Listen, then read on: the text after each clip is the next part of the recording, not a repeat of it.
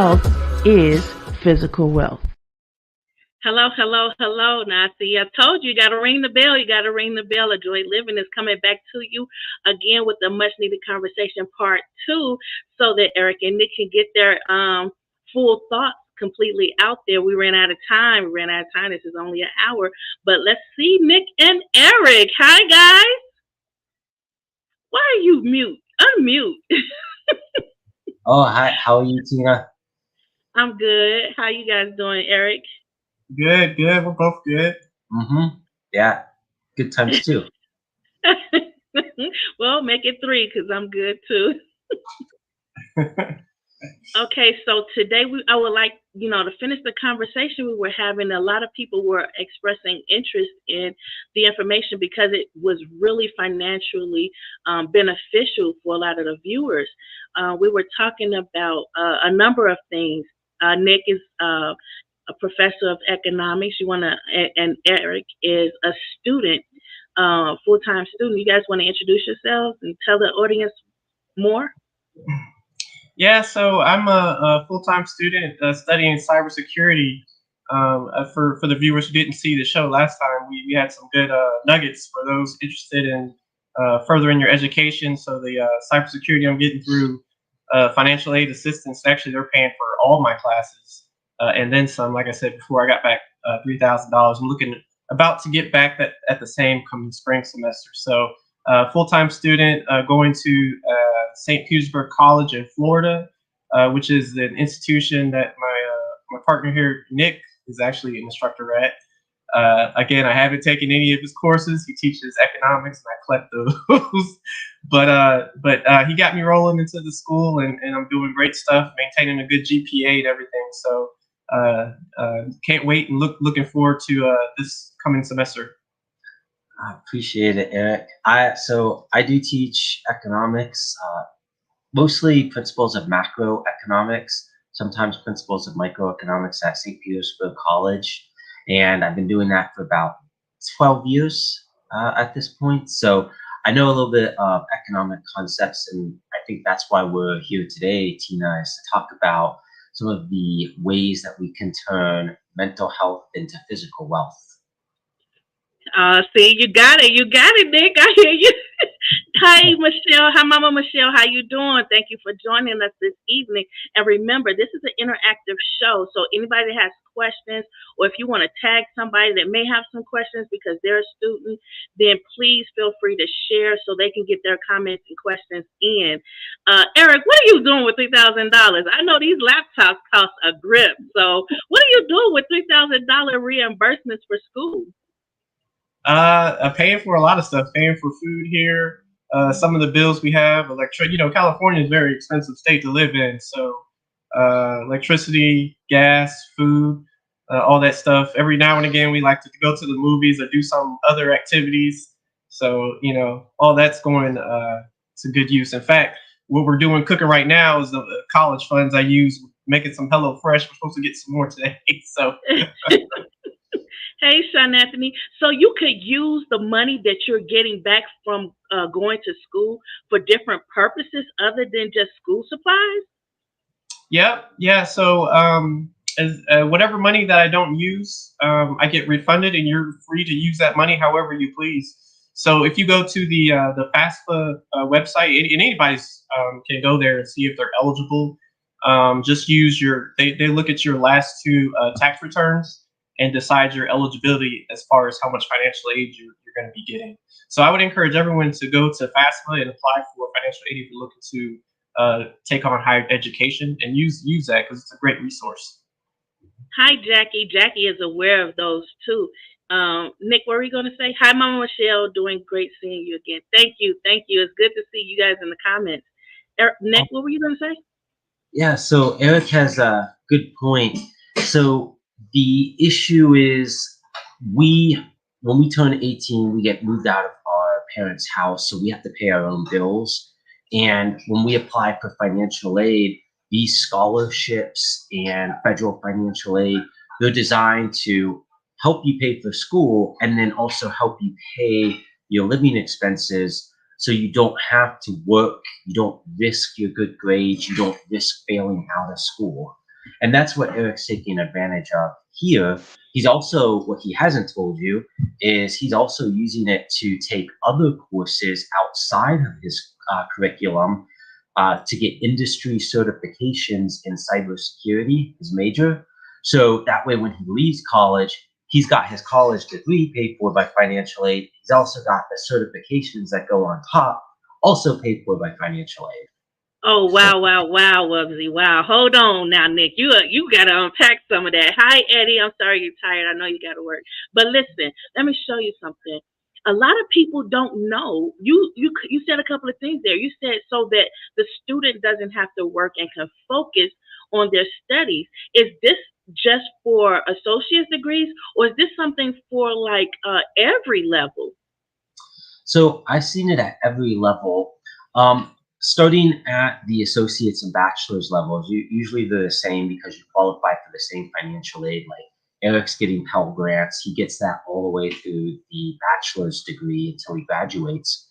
Pell Grants come right back at you. So anything you don't use in school, you can use for living expenses. So what Eric did is he thought about 3 or 4 years ago what college he wants to go to and how he can pay for some of this. He was up in Northern Virginia at the time.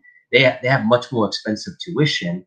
So he decided that he was going to wait till he got to Florida, went to SPC, which is relatively cheap tuition, and now he's maximized the value of his financial aid.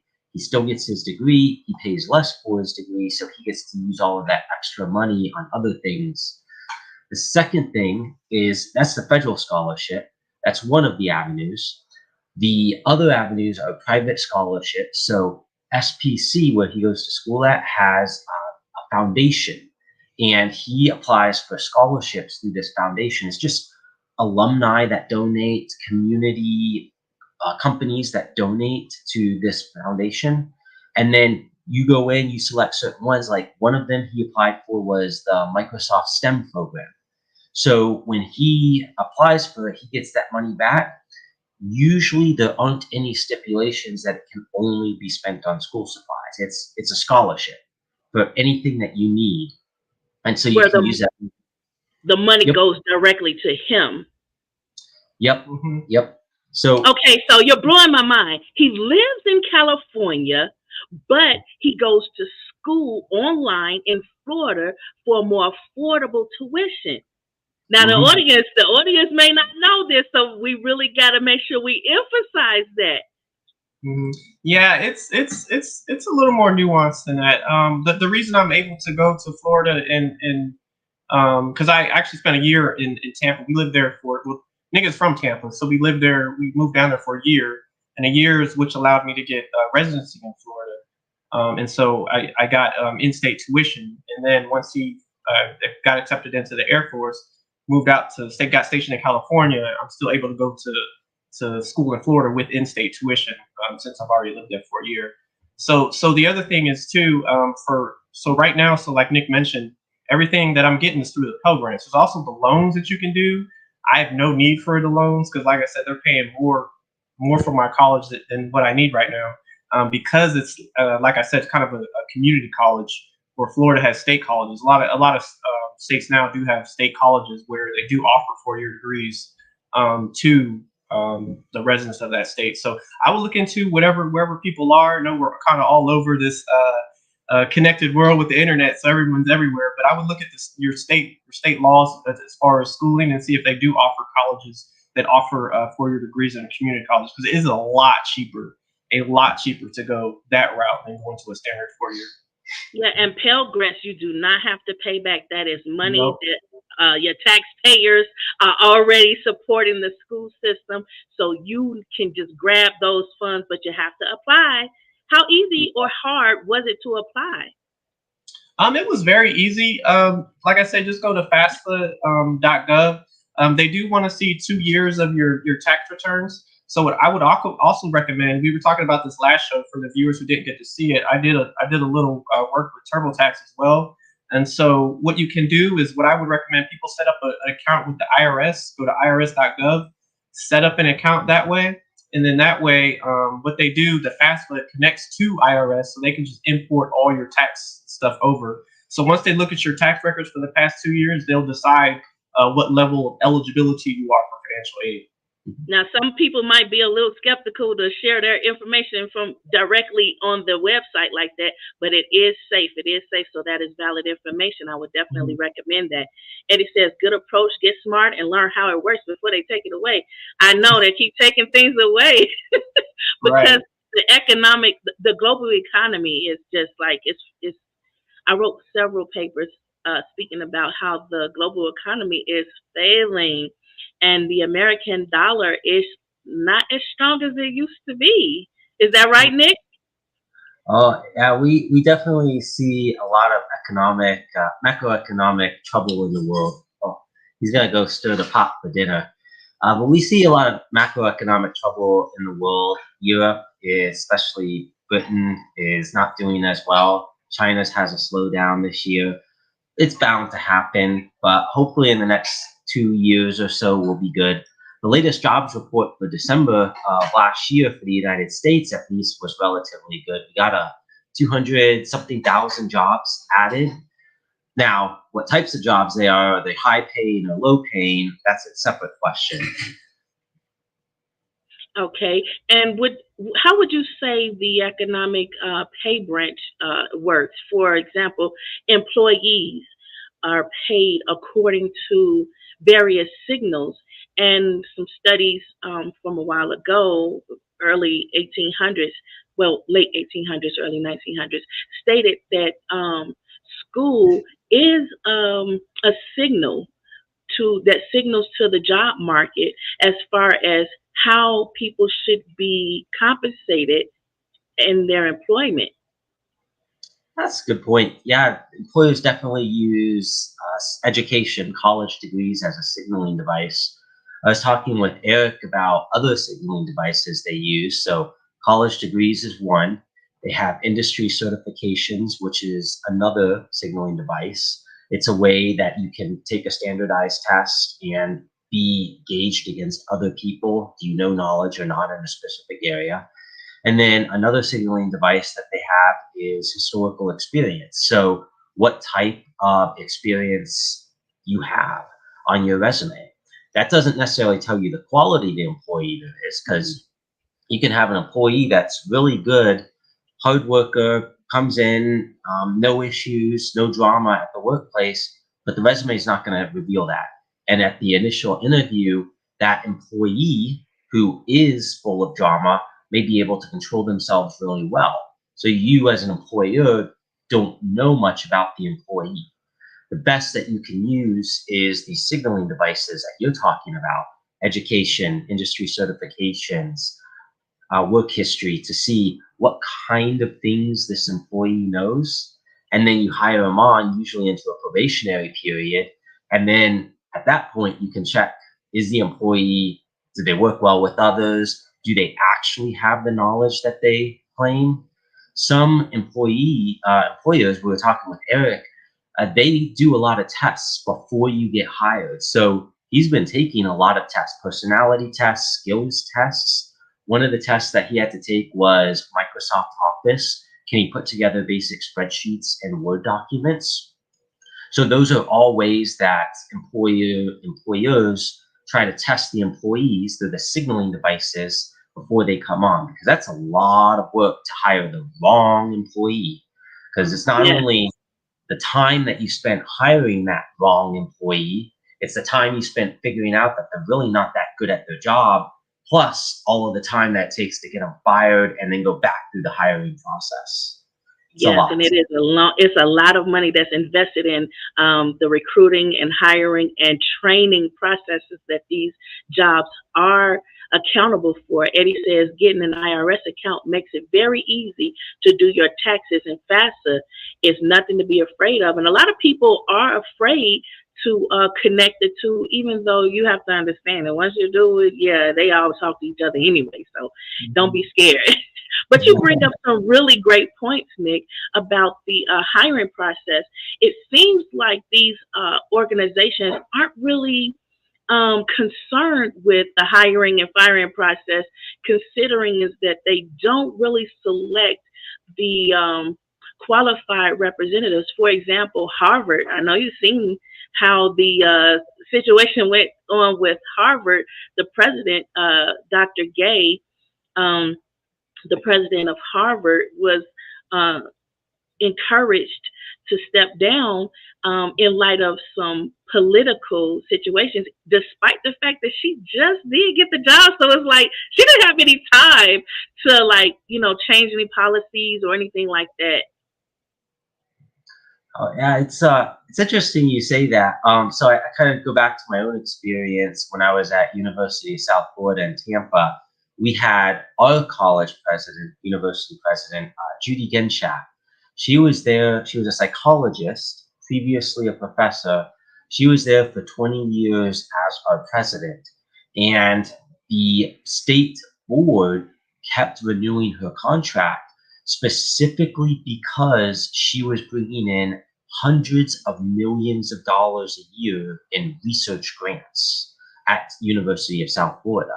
So at least in USF's case, there was a tangible metric that she was graded on every year. And they were very open about it through the early 2000s to up until when she retired, of how they were grading her, how well the students performed and graduated, and then the research money that she was bringing in.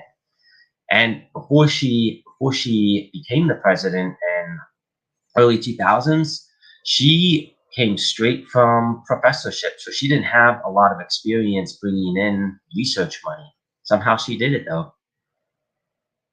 Wow. And yeah, it's like sometimes people are afraid of the onboarding process because it does include a great deal of tests, like Eric has to take for school, and then you have to turn around and take those tests for employment. Eddie says he has a 10-page work experience that he truncated down to 10 pages, is what he's trying to say. And he still was held accountable for taking more tests. And yeah, it does, constantly learning helps you to stay competitive. But the problem is a lot of people, what the school system is trying to really press through is that a lot of really good pages, Eddie said 3 pages, a lot of good employees are really being are starting to see that a lot of people don't test well, but they're good and they can perform the job. So in the school system, we have where they're like reevaluating whether the students should take assessments in order to pass to the next level. Are we seeing that on the job side where they're like, well, some of the people that are experts don't test well, especially with the workforce age limit increasing to an older age, to keep that knowledge transfer going? So I think Eric is in a good spot in this one to answer the question, because he's done a lot of job applications. How many of them would you say have done tests for, Eric? All of them. I mean, quite a few. A lot of them is just kind of personality tests.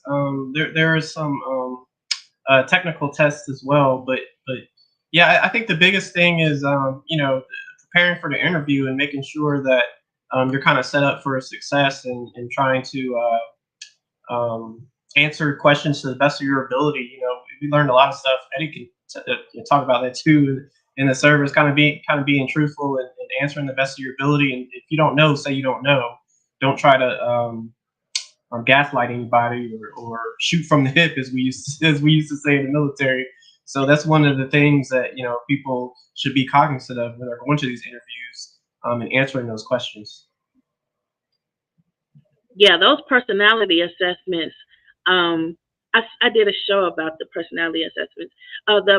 They are somewhat helpful in pairing groups and picking sometimes picking prospective employees. However, it's not the end all that be all. So yeah, you should answer as fairly as you possibly can. But it is seemingly that there's something about the knowledge it transfer that they're like, let's reevaluate some things because it may be contributing to the economy slowing down to the point of failure, depression, recession, etc. Nick? Oh, yeah, I guess there's definitely a linkage between how easy, thanks, Ed, how easy it is to move between jobs. That's one of the types of unemployment that we have. We call it frictional unemployment. And there's three types of of unemployment. You have seasonal unemployment. So seasonal unemployment, that's when like farm workers go to the farm, and then once the farming season is over, they just stop working for a few months. Then you have cyclical or structural unemployment. Cyclical unemployment, that is where the business cycle, it's either a depression or it's a boom. If it's a boom, you have a lot of people being hired. If it's a depression, you have a lot of people being unemployed. And then you have the frictional unemployment. And the job search, what you're talking about, Tina, falls under there. What frictional unemployment is it's just not working out between you and an employer. You're trying to find another employer. Maybe it's a personality mismatch. Maybe the skill or the job isn't quite what you thought it was. Some cases, employers lie about what the job entails. Other cases, employees lie about the experience they have on the resume. So the employer says, you can't really do the job. But all of that falls under frictional employment. And when that happens, it takes time for that employee to find a new job. So the lengthier this job process is to take tests, interview, if you're competing against a lot of people, it's going to take time for the employers to sift through the resumes. The longer that hiring process is, the more difficult it is for people to move between jobs. And the people who are in the frictional unemployment scenario are the ones that are most affected, because they're stuck in situations they don't want to be in, either hanging on to an employer they don't like or hanging out with a team that they don't get along with, just because they know that process of getting a new job is so arduous and long. The other thing we were talking with Eric about, earlier you mentioned signaling devices, Tina. So one of the signaling devices that we saw in the Great Recession, 2008, used by employers to this day is, do you already have a job? From an employer's perspective, if you have a job, it's a lot easier to see, oh, you probably know what you're doing. Your skills are probably relatively recent. Whereas if you don't have a job, the first thought that comes to mind is, what's wrong with you? Why don't you have a job? Why isn't anybody else interested in you? Second thought that comes to mind is, how old or atrophied are your skills? Skills, they degrade pretty quickly after 6 months. So if you go more than 6 months without a job, people look down on you. They're less likely to hire you. And one of the things that Eric and I were talking about is the mindset nowadays is you just need a degree and then you'll get a good job. That's not the case. What is the case is you need a combination of experience and education together, intertwined, so that way employers see that you have real world experience. It's not just abstract academic. And one of the things that Eric's been doing is trying to identify what jobs are out there in cybersecurity, internships, local jobs, and apply for those so that way he can complement his college resume. Yeah, and a lot of people are using entrepreneurship in order to ascertain that position, because a lot of times these jobs, they're so fickle with their selection process, with their probationary process, and then there's the political aspect of it, where everybody's concerned about diversity and how to diversify. Have you experienced that, Eric? Oh yeah, I've experienced quite a bit. Actually, I'm kind of surprised with the diversity questions. I've been seeing, the normal is your race or your ethnic background, Hispanic, non-Hispanic, stuff like that. But more often, I've been seeing some personal questions. Well, maybe not personal questions, but kind of your sexual orientation. What do you identify as? That type of stuff. I've been seeing that a lot lately. So that's kind of taken me by surprise. And I've been, like I said, seeing that more and more. I don't know how employers are taking that into account, if they are at all, or if it's just for statistical purposes. But I am seeing that more often. Yeah, stick around, Corey. Stick around. No, it is being considered because just like they have the government funding for disability, the government funding for employing African Americans. There's something going on. There's something extra about your sexuality. So I'm happy that you brought that up, Eric. Eddie says experience and education are important.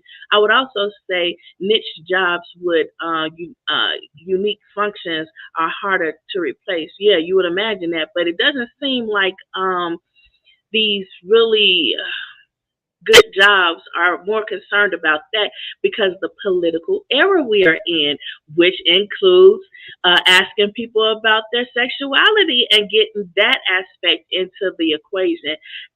Nick, how would you say that that's impacting the economics? Oh, so it's interesting about discrimination. There's economic models of discrimination.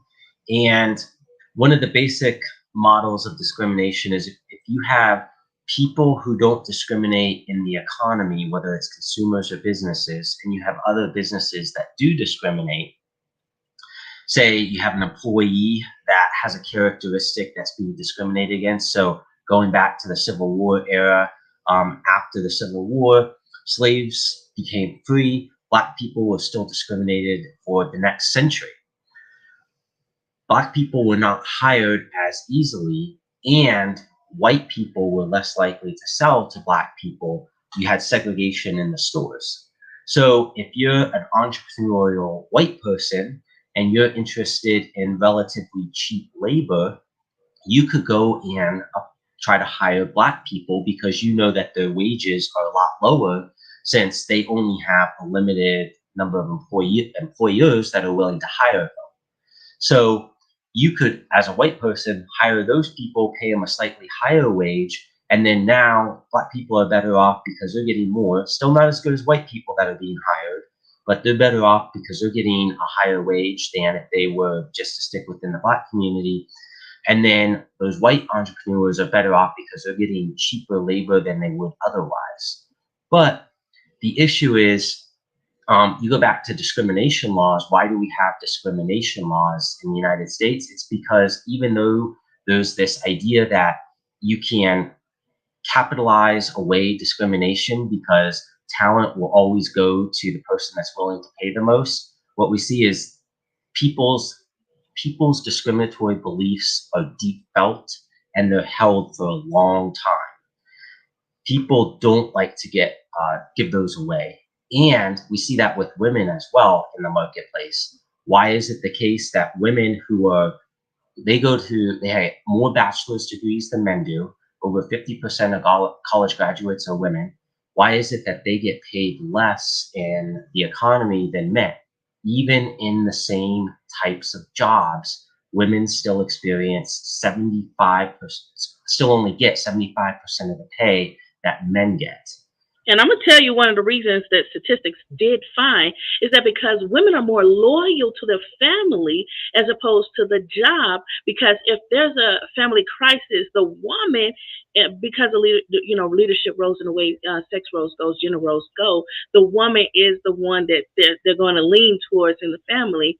Whereas the man is the one that goes out and, since farming even became an actual occupation, they were the ones that go out and, bring home the bacon and the money. Eddie said, let's not leap over the power of personality assessments. Yes, that is one of the tools that have been used to narrow the way to academic, financial freedom. And Corey says most jobs already know what type of employee will fit the position. You want to speak to that, Nick? Oh, it's interesting because in the military, we're at a certain location for 2 or 3 years. And then over the course of that 2 or 3 years, all of your coworkers change. So very importantly, the person that may have hired you into the position has left probably halfway through your tenure, your 2 or 3 year tenure, and then now you have a new supervisor. So it's interesting what Corey was saying. The employers know what types of employees will fit the position. I think that's true. And I think in the civilian world, it's probably a lot stickier because employees stay around a particular location for a lot longer. But in the military, my boss is leaving this year. She's the one who hired me into my position. And then her next person, her replacement's only going to be there for 2 years before she leaves. So I'm curious, Eric, your time in the military, did you see a lot of hiring people based off of their personality? And then what happened with that personality fit when the supervisor changed? Well, no, so you don't really hire people. You're kind of billeted. So I mean, you don't have a role. I mean, I work with civilians, and so that that could be the case with civilians, where civilians obviously didn't rotate. Government employees didn't rotate as much. But there is, I guess, you kind of get used to working with somebody for so long, so they're in their positions. They kind of want a similar type person to fill that role. So I can kind of see where Corey is making that suggestion, where you're kind of used to it, so you want it. And so if that personality meets what you're looking for, you're probably going to end up hiring that person. Yeah, and a lot of times, they are, like Corey said, they know who they want to fill that position. And a lot of times, like you saying, Nick, they have somebody already lined up, but they'll post the job. A lot of people will apply, but they already know who they want. And he says, what is it? Ambiguous responses showcase evasiveness. Extreme single-minded responses showcase deception because no one agrees or disagrees 100% of the time. And that's one of the parts of the personality assessments where trying to line up people who have a better personality or statistically proven to get along better. So I was going to say, Tina, I think Eric brought up a really important point just now that I didn't think about, but it's the difference between his position in the military and my position in the military, in that in his position, he was on the enlisted side, and right now I'm on the officer side. So I think this is similar to the civilian sector because it's the difference between the frontline worker who's out actually doing the tasks and your middle management executive leadership. So I see my supervisors, their executive leadership, they do a lot of that hiring based off personalities. They interview other military people to fill the positions at the top of our hospital on base. And you don't see that on your side. I wonder if that's a difference between how the frontline workers are, like just accept the first person that walks through the door, and the importance of executive leadership being able to work together as a team. Because frontline workers, the people hiring, aren't always the ones that are in charge, like working on that team. Yeah, it's different. I think it's, I mean, with the military aspect, when you use the term hiring, that's not really a term we use. So it's different. I mean, I guess maybe it's different for services too, from the Navy and then from the Air Force perspective. But hiring isn't something that we use. We did there was a time with the when I was working with NSA, they did do a transformative thing. They called it NSA 21, where they tried to billet the military, so people actually had to apply for different positions, which is new for the military. That's something civilians did all the time. But that's the only time that we've really dealt with positions. And that goes back to what you were saying, Tina. I already had someone in mind. So the position I applied for when I was at NSA, they already had the position in mind that I was going to get it anyway. And so that's one of the things where it's a rare occurrence in the military, but if you go work for some of these 3-letter organizations, you might end up in that role where you have to apply for a certain billet or a certain job. Well, let me answer the question from my perspective. Yes, the grooming is different from grooming officers into the military because they're groomed to be in the executive administrative position, whereas coming in as an enlisted member, you may or may not have any military training. So the grooming is different. So yeah, that is significant, and that you're right. That is a great point because it's also seen in the civilian sector where laypersons are groomed to be laypersons, and administrators are groomed to be administrators in their position. I remember when I was in high school, I was on the fast track. It was just something that I did, and I had all the education academically that I required. So I went into the workforce as a class, and in that they set up students to have employment as a credit in the course. So I was positioned in particular courses according to what the school wanted me to do. So they already wanted me to be in a leadership role, and they kept pushing me and forcing me to be in a leadership position. So they kept suggesting my jobs, and my jobs were always clerical, administrative, and things like that. Whereas they would have some other students, and they were going to work at like fast food restaurants and things of that nature. And I was like, well, I want to eat for free too. I'm hungry too.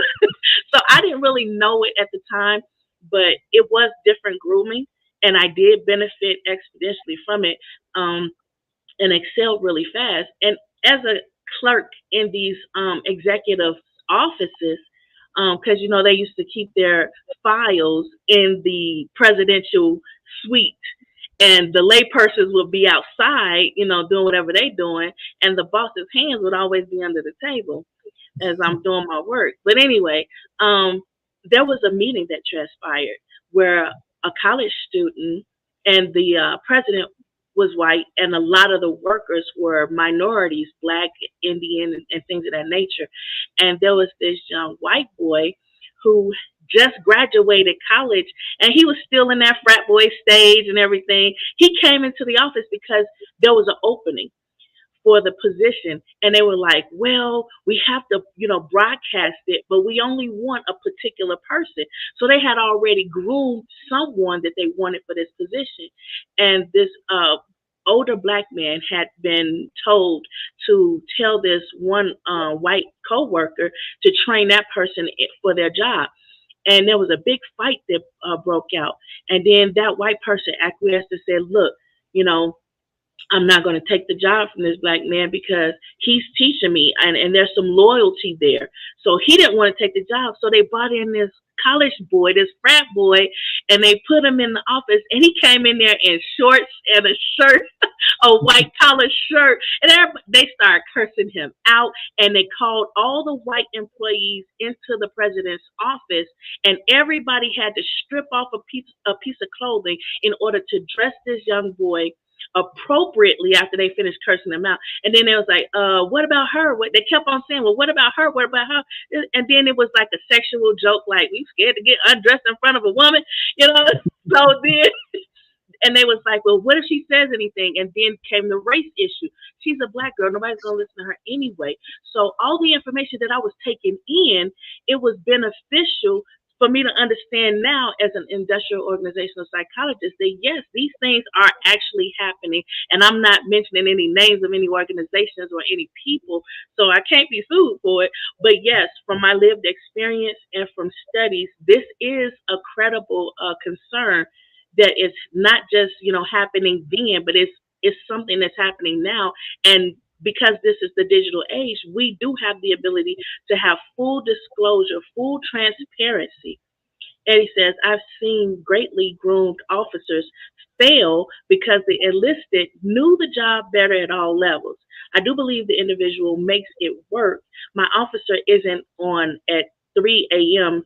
fixing critical issues. Yeah, they're not boots on the ground. Nick, you were going to say something?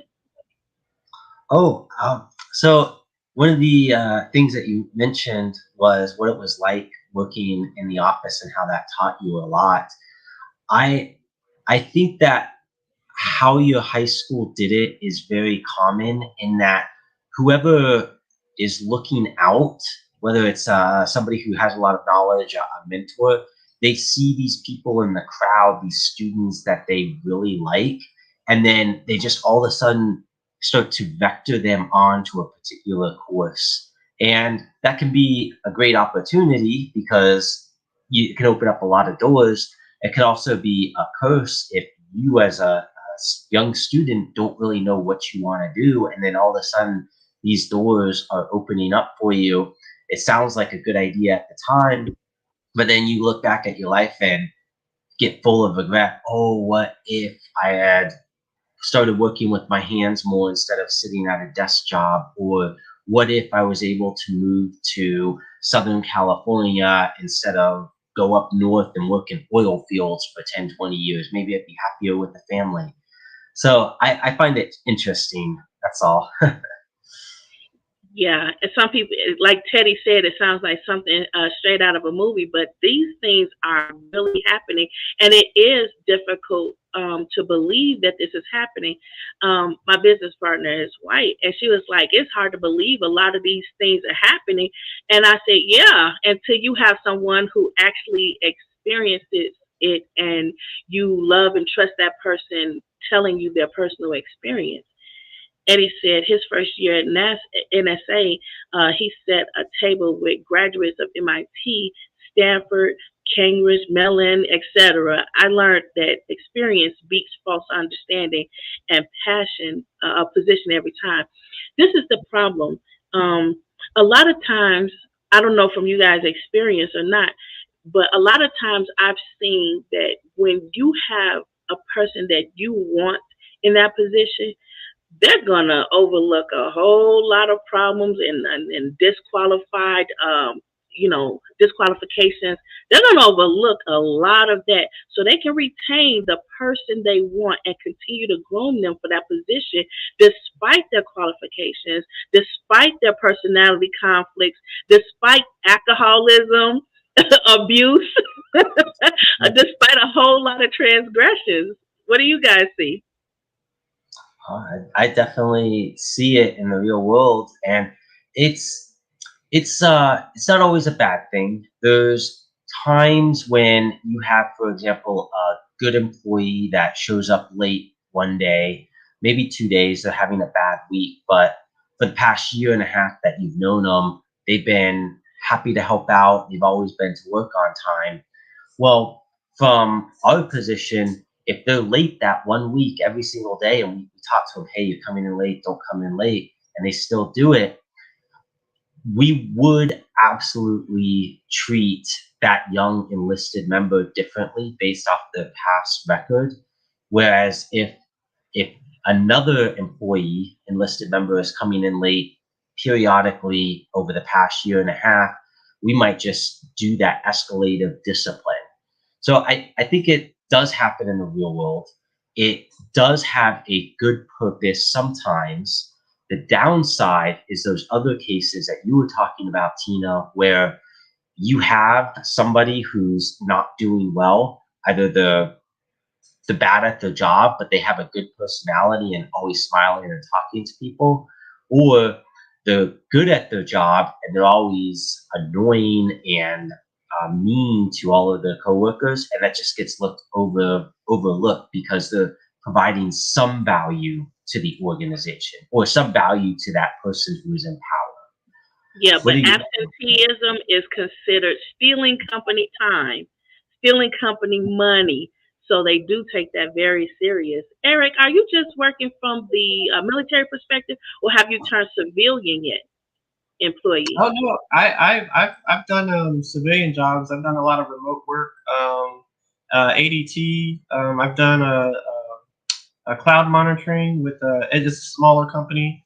That was probably my easiest and one of my most rewarding jobs is looking at the cloud architecture for ITs and stuff. So it's a very different perspective, from military to the civilian world. So you got to get used to those nuances and get used to that life because it's kind of different. So yeah, I've worked, like I said, and I also did that stunt with TurboTax where I learned a lot about how to do taxes and what people look for and how to navigate through that program. So yeah, I've had a different of experiences working civilian jobs. Okay, Corey is giving a salute to the military. Yes, thank you all for your service. And I'm happy that you all are still alive and in your right minds so that you can be here to convey your lived experiences. Yeah, And, oh, go ahead. and thank you, thank your brother Corey for his services. Go ahead. Yeah, we have a plethora of we have 3 services between the two of us here. Prior, Navy. Nick is currently Air Force, was a Marine.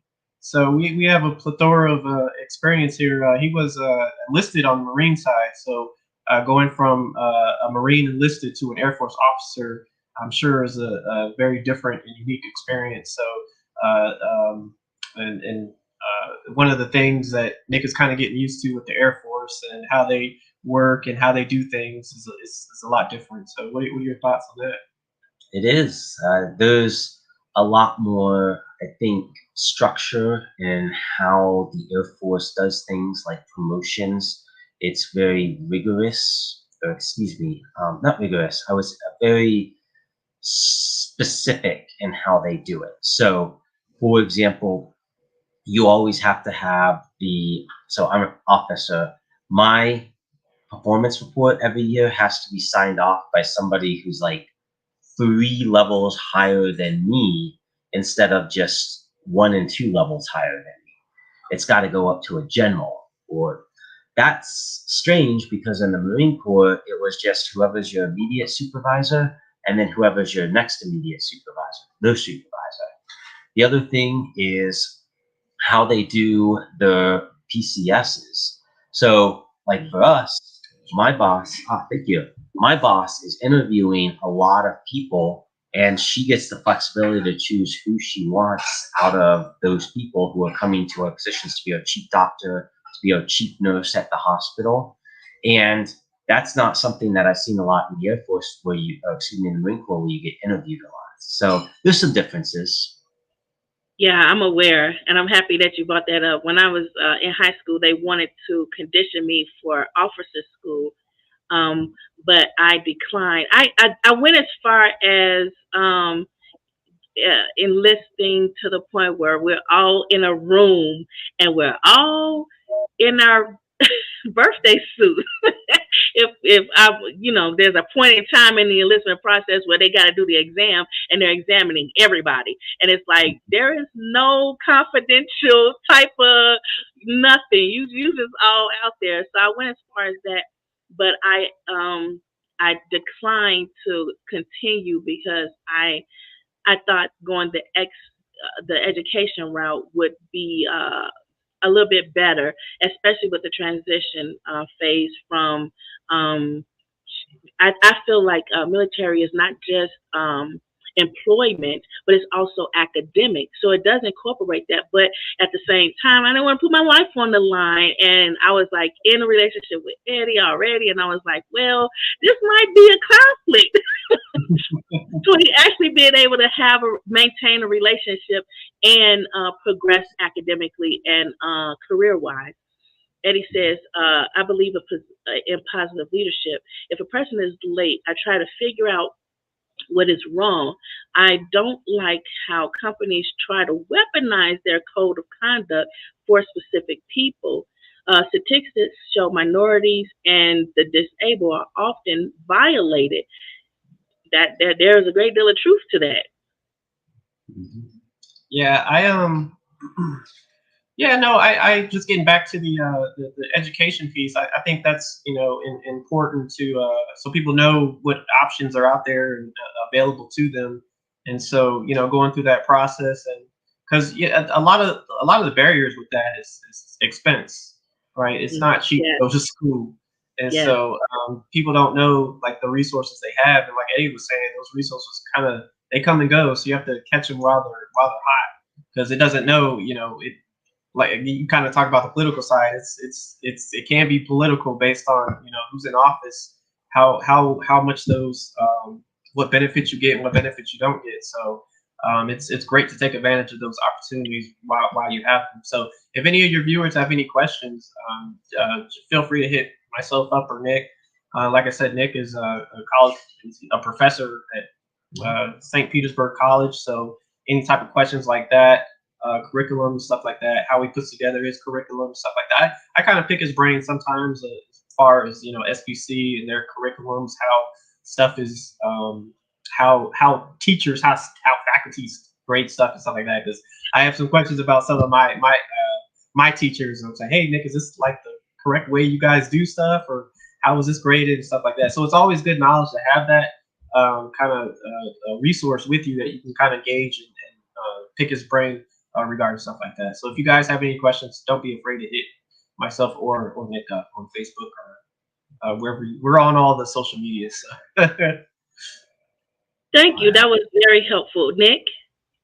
Oh, yeah, I was gonna say, actually, when Eric was talking about some of those questions that he had that he thought were misgraded, it's interesting because it made us realize that the instructors are humans as well, and they make mistakes. And the challenge with especially online courses is you don't see that person, so you automatically assume the worst, like, oh no, this person's like out to trick me on the question.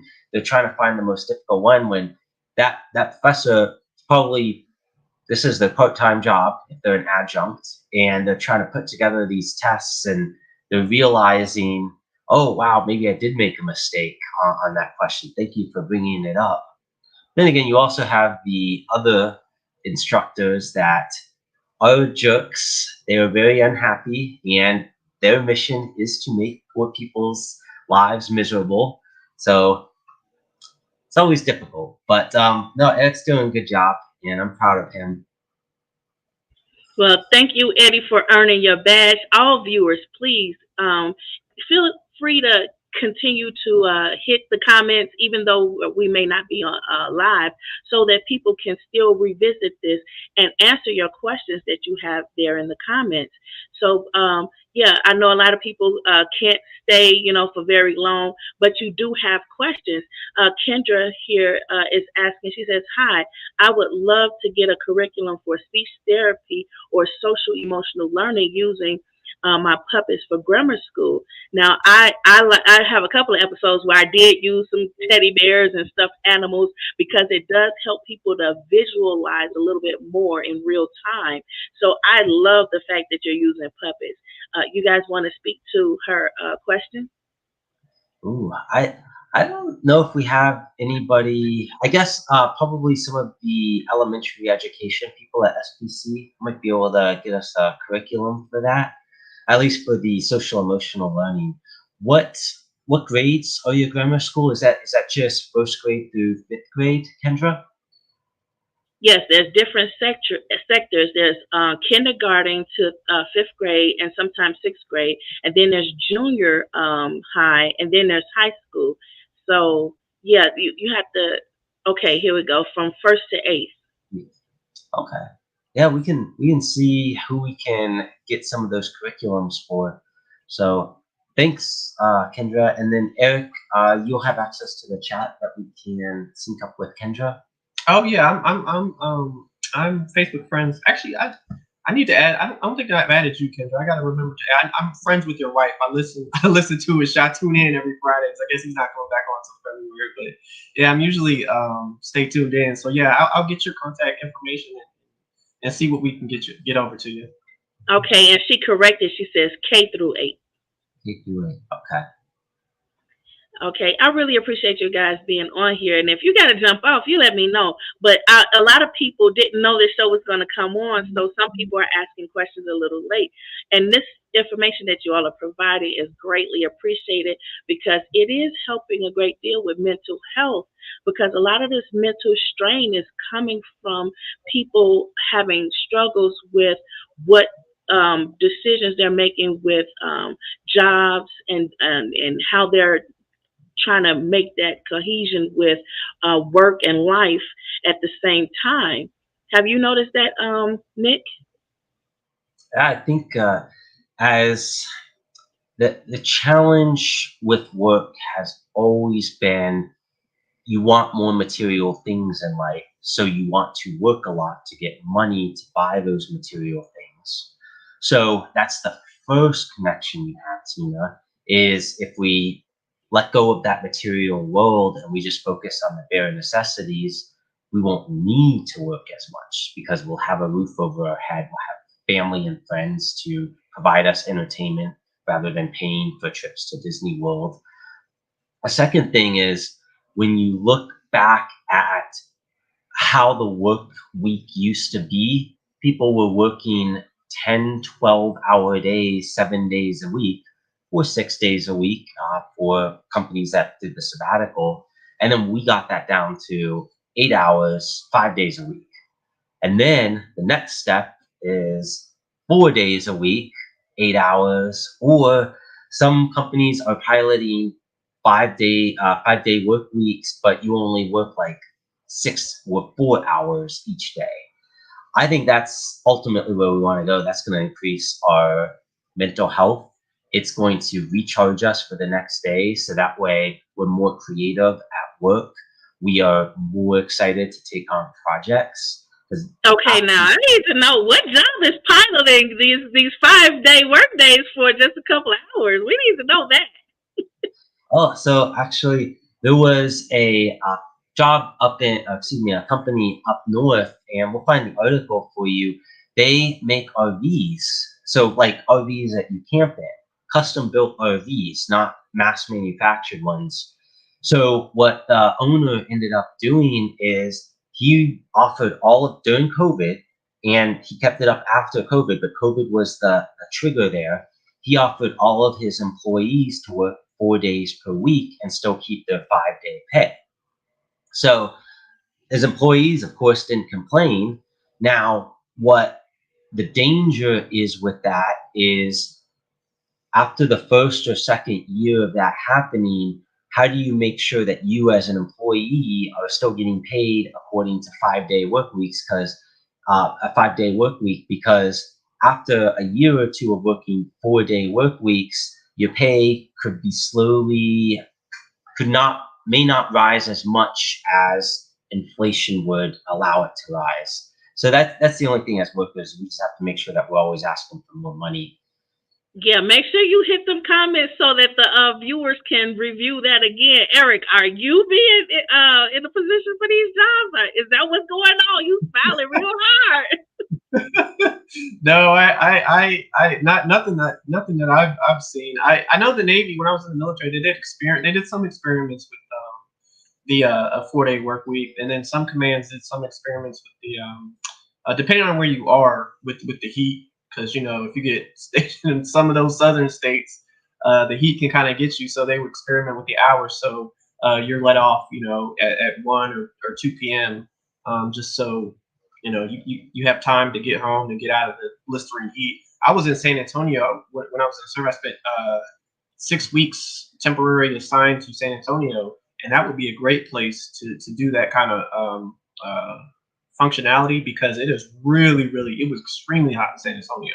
So having those flexible work schedules can really kind of like Nick was saying, aid in our health, right? Because it's really not healthy to be out in that extreme heat, especially if you work outside. That can be very dangerous. So I think companies are going to move towards kind of experiment with that as people take more notice, more cognizant of their health, looking at ways we can live healthier, live longer. Me and Nick just got finished watching a show on Netflix about the way we eat and stuff, and how we eat, how our food is consumed and stuff like that. So I think there's a lot of stuff related to a healthier lifestyle that people are, especially the Gen Z. I think that's really going to be the generation that kind of changes as far as our environmental work and our health aspects, because they all intermingle. So I think that's probably going to be the generation that kind of leapfrogs us into that kind of direction. Yeah, and the pandemic did, start a whole lot of things that were in the back burner, piloting, and it started to thrust it forward more, especially with online schooling. Kendra says, I'm a grammar school teacher, and it takes all of my time. I want to teach, but go into something with more flexibility. What type of jobs are available to me? And if you guys can, hit us in them comments with the remote positions that you are seeing, that would be helpful, because Eric, you did mention that. She says, I want to do more with my nonprofit work.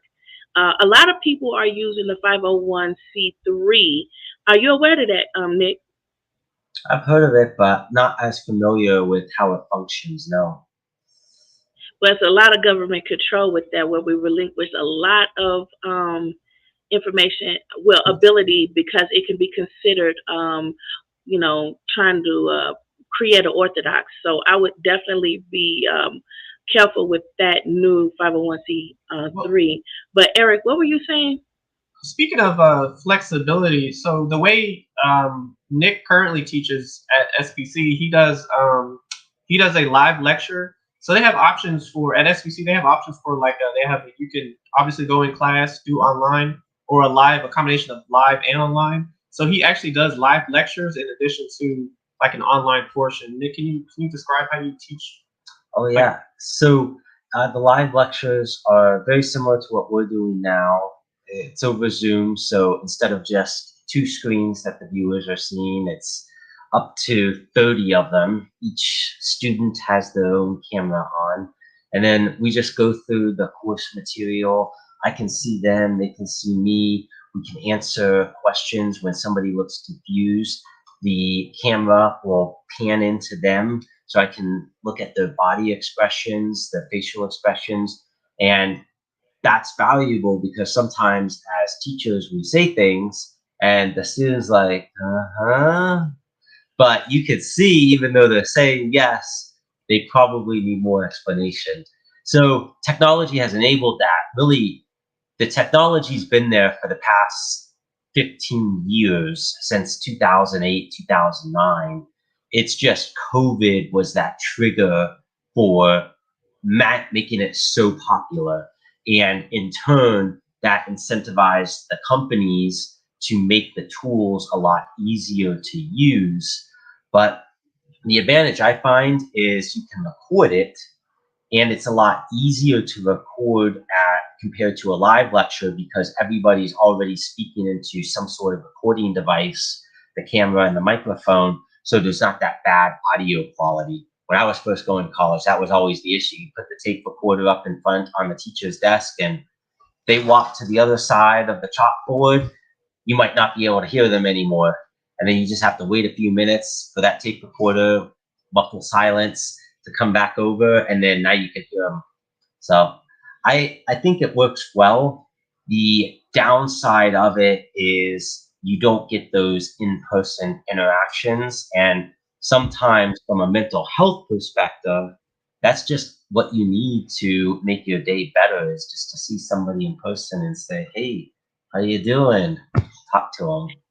Yeah, well, now as a recording device, because yeah, that's what happened when I was going to brick and mortar college as well. We had those recorders, but now they have dictaphones, and those dictaphones really pick up sound very well. I would highly recommend you picking up a nice dictaphone. I'm not particular to a particular one, and I'm not going to tell you how much money to spend on it. But Eric said you get $3,000 back for Pell Grant, so use some of that money to get you a dictaphone. But you were saying, Nick, something, and I forgot, sitting there clowning around. You said something about recording. Are you all broadcasting it? Are you sharing it on YouTube? These broadcasts, because some Harvard instructors are sharing their lectures on YouTube. Are you sharing? No, we don't share, and we don't always record because some students, ultimately, it's the students in the class that I serve. Some students, they don't like being recorded beyond the semester, so they'll like ask me at the beginning of the semester, hey, are we keeping it only in the class? And if somebody posts it, I can't do much about it, but I, as the instructor, can at least give them the courtesy to say, I'm not going to post anything on YouTube. Other students, they don't want to be recorded at all. And so they'll ask me, hey, I don't want to be recorded this week. Can we just not record? And I put that right up there in the disclaimer is if you come to class and you ask not to be recorded, then that's the wish that I'll grant because you took time to come to class on the day that it was being held.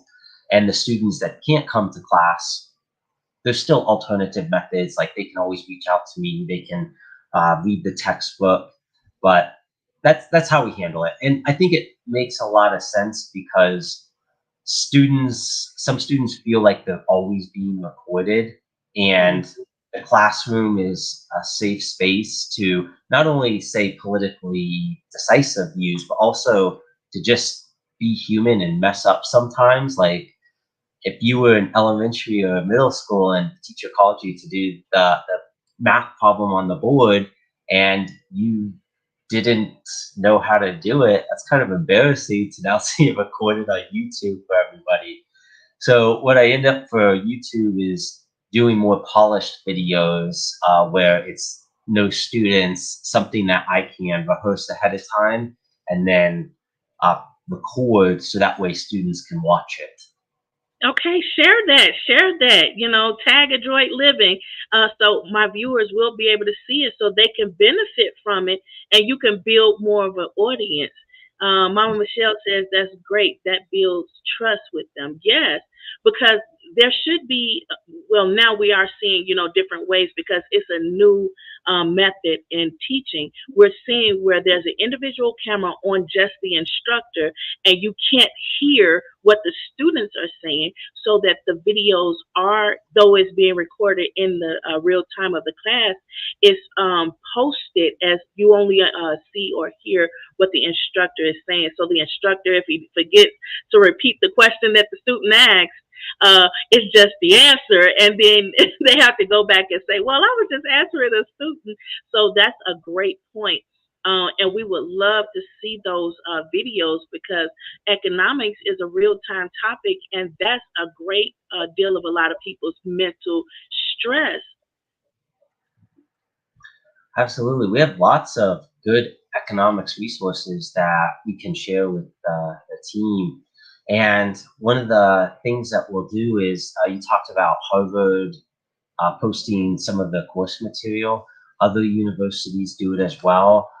MIT, Massachusetts Institute of Technology, has an open courseware, ocw.mit.edu, that we use a lot. And then I saw Kendra, right, how do you keep your students engaged online? It's tough. Some students are just there to show up to class and they just want credit for showing up. They have no desire to participate. You can't affect them. What you can do is take the limited energy that you have in the classroom and focus it on the students that want to be there, and focus it on the students who maybe they want to be there, but they're just not quite interested. So you got to give them a little something to get them motivated. And how you do that is just by talking with them at the beginning of the semester, asking them. So in my class, I asked them to write an essay all about themselves, questions that they should know. What are the goals in life? What are the goals at the school? Why are they taking the course? It's okay if it's a requirement. What mentors and advisors do they have in their life? And it's not just the academic advisors or the financial advisors. It's what people in your community do you look up to that motivate you to be in college? And that just gives me an idea of which students might struggle, because these students that have requirements to meet, they would be less interested in actually learning about economics, whereas the students who take it as an elective, they probably want to be there. So I think how I keep them engaged online, Kendra, is getting to know the students, and then after reading their essays, identifying which students likely will want to be there, and then which students definitely don't want to be there. And then once I have those names, just focus my energy on the students that want to be there. Now, Eric, from your lived experience and knowing now what the intent is behind such an assignment as that, what would you say that kept you engaged in the online courses? I would say a lot of it is kind of like what Nick was saying. A lot of it is what kind of subjects I'm interested in. That really has me engaged. I took some courses on nutrition that had me really engaged. I took some interesting courses on humanities. Some of these courses I actually didn't think I would find interesting that I eventually did. So and a lot of How? the How did it, go from, oh, I'm not really interested, this is a requirement, to, wow, this is really interesting. yeah, it I guess it depends on like the for humanities for instance, a lot of that we learned about stuff that I was kind of interested. So one of the topics the professor gave us was give us a essay on an empowering animation character.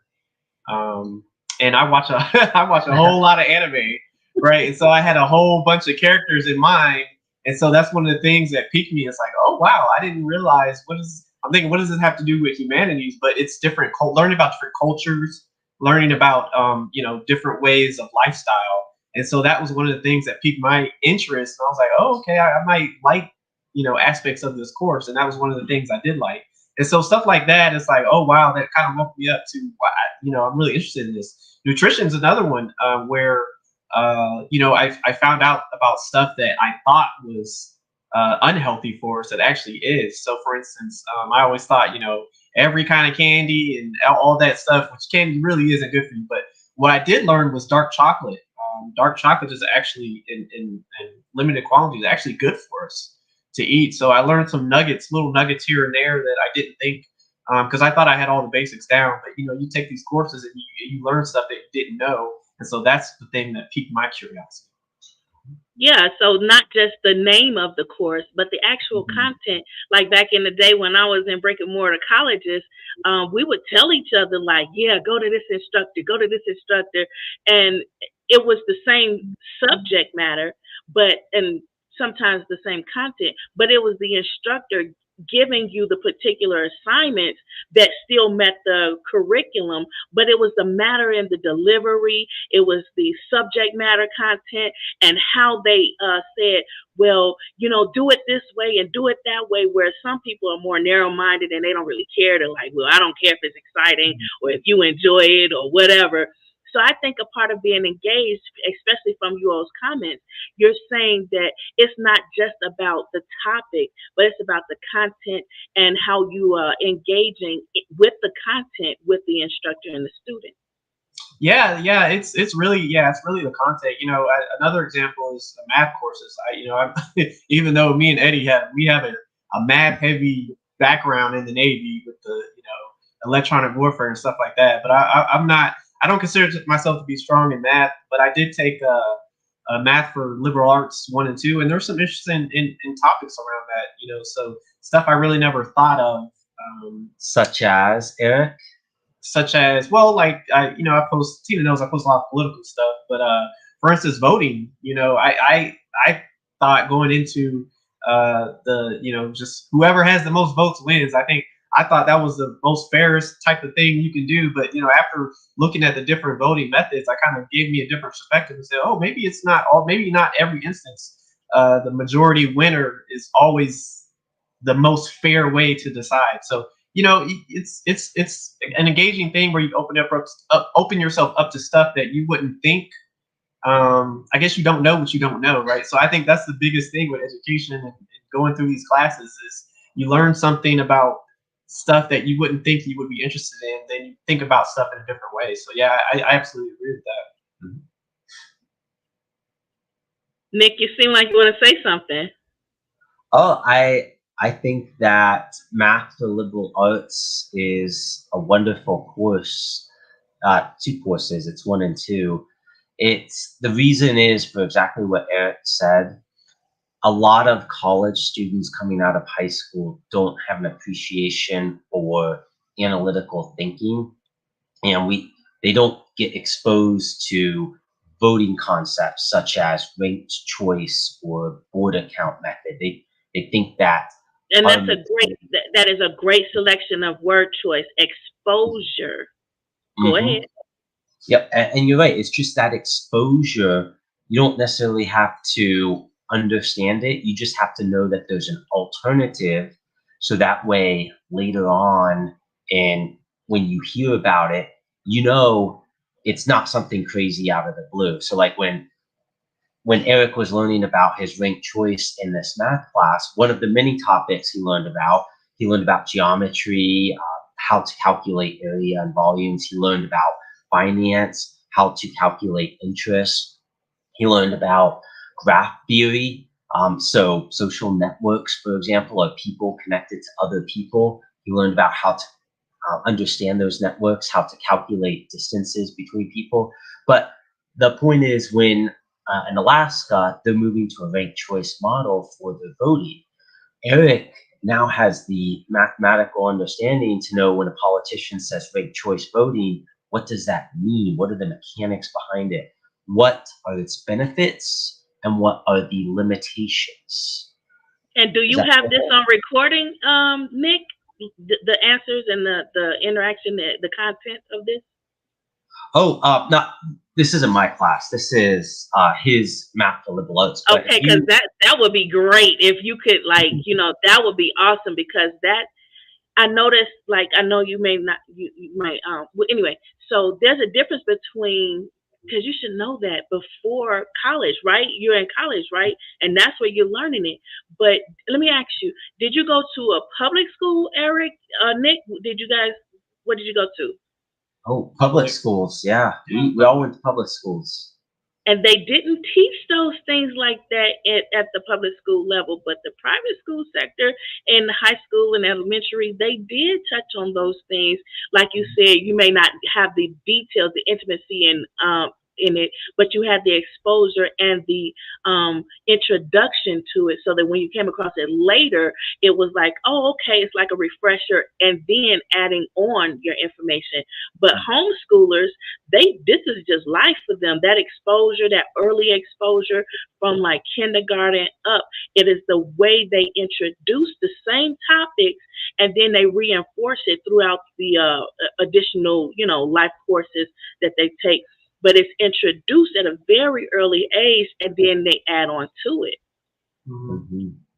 Yeah, that's another interesting topic about the what we should learn in public schools that really aren't taught, and then you're kind of learning it in college. With me, fortunately, I have enough life experience where a lot of it I did know, a lot of it I didn't know. But from those that's going straight out of from high school into the working world, stuff like taxes. I think we had this conversation on one of your shows too, Tina.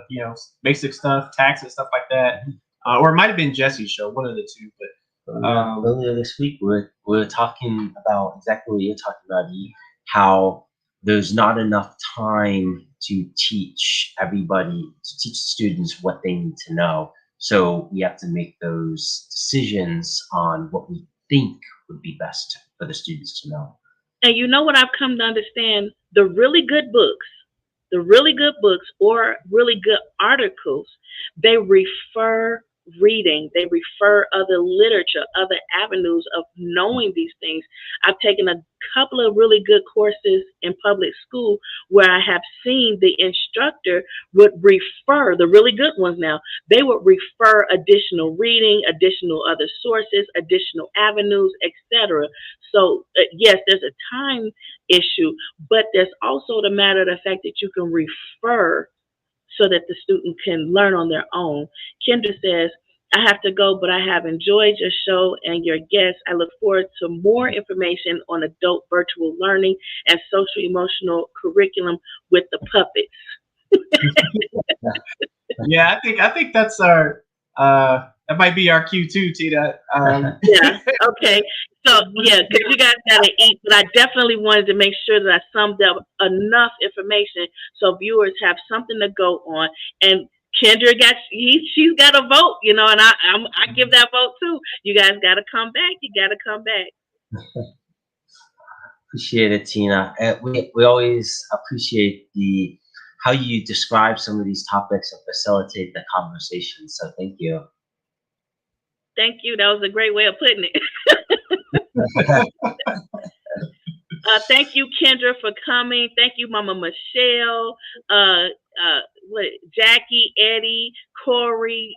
Thank you, Teddy. Thank you all for coming and participating. And remember, the next time we come on, ring the bell so you can interact with this conversation, because this information is not forthcoming. And this is the information that you need in order to understand that mental health is physical wealth. So come on and join us in these conversations. I think I may have to try to find more time to work with you guys so we can get more information out of you guys, especially from your expert levels, because, yeah, you guys have a plethora of expertise that we could definitely benefit from, and it will definitely help a whole lot of my audiences to understand. So please like, subscribe, and share, but ring that bell, ring the bell. Final words? Mental health is physical wealth. We talked about it earlier. Again today is you have to understand what you don't know, mental health side, and then seek that out in school so you can become better, learn those skills, get those jobs. Physical wealth. Yeah, no, I agree. It's the world is changing, so we have to keep up with that change. You talk about AI and stuff like that. I was just reading today earlier how AI, and we were kind of talking about it last show too, how that's going to change things and it's going to transition, and people are going to a lot of jobs might be replaced with AI. So we definitely have to transition ourselves to prepare for that future, and it's no better time to start now. Great point about the transition. Yeah, we'll definitely have to have you guys on again. And I'm happy that this is a nighttime show, because a lot of people, they have to work. And sometimes they just don't have the time to, look on, but they'll come back later and see these recordings and have some questions. So please don't forget to put that information in the comments. Eddie says, I've seen jobs fall when folks are brought in that don't work. Officer, senior, or enlisted who can't do the job. We see that all the time. People who aren't really well qualified, but they have the position. So I really appreciate you guys' time. I know you guys got to eat, but I think this hour is like a really good hour. If this is something that you all can, do until we can really help the audience to get a clear understanding and have proper reference and guided perspective. Absolutely. We appreciate you letting us on today, Tina. No problem, Nick. No problem. Eric? Yeah, we enjoy the show. Like I said, I'll stay tuned to all three different shows. I like to comment and see the good stuff. So we appreciate the time being on your show, and I'm glad you invited us on. All right, it's one love all the time, Eric. You know that. Tell Nick. One love, baby. All right, Teddy, go ahead and take us out. Thank you all. Thank you.